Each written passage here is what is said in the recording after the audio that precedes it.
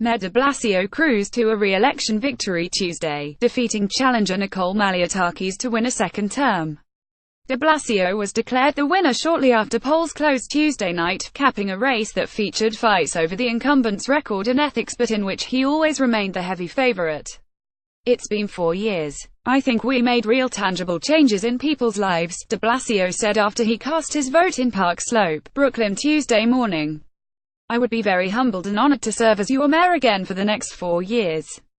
Malliotakis, a Republican assemblywoman from Staten Island, took on de Blasio on a platform she dubbed Trash Transit and Trash, attacking what she perceived as declining quality of life in the city and his handling of a stubborn homelessness crisis.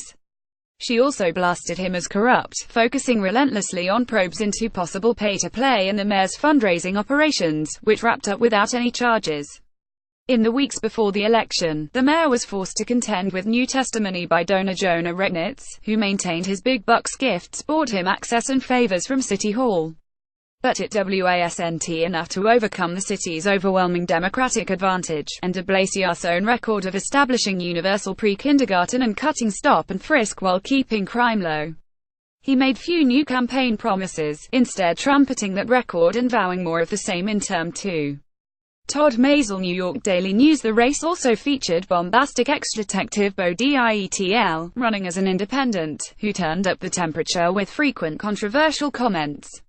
Even before the final tallies were in, turnout was expected to be low, with afternoon and evening rainstorms unlikely to help, though it was unclear as polls closed how it would compare to 2013's dismal 24% turnout, when de Blasio bested Joe Lhota by 49 points to sweep into City Hall.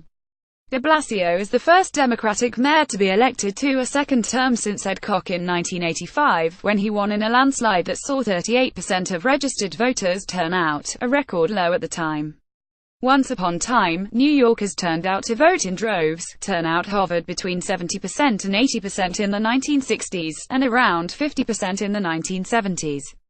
In 1989, about 60% of the city voted when de Blasio's one-time boss, David Dinkins, squeaked out a victory to become the first black mayor. It was about 50% when Rudy Giuliani unseated him 4 years later.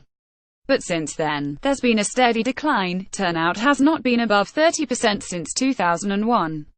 Malliotakis voted Tuesday morning in the Great Kills section of Staten Island, with her Greek and Cuban immigrant parents in tow. Today is the day that the people of this city will decide if they want another 4 years of pay-to-play, of corruption, of mismanagement, of deteriorating quality of life, broken subways, a homeless crisis, or if they want to take this city into a different direction, she said after casting her ballot, as her Terry parents stood by her side. De Blasio has tried to turn the race into a referendum on President Trump, who is deeply unpopular in the city. Malliotakis voted for Trump, but later said if she could do it again she wouldn't have, and insisted de Blasio was focusing so heavily on national issues because of his own failures closer to home.